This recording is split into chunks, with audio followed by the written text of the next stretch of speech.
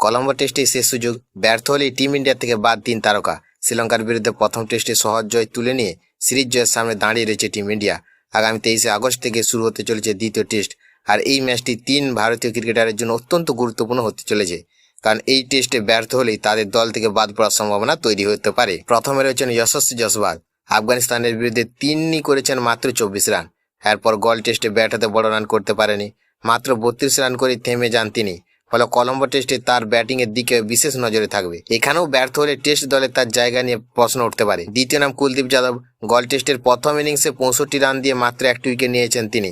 দ্বিতীয় ইনিংসে 11 ওভারে 38 রান দিয়ে কোনো উইকেট পাননি। দলে নিয়মিত সুযোগ না পাওয়ায় কলম্বো টেস্টে নিজেকে প্রমাণ করা তার জন্য অত্যন্ত গুরুত্বপূর্ণ। তৃতীয় ক্রিকেটার রবীন্দ্র জাদেজা।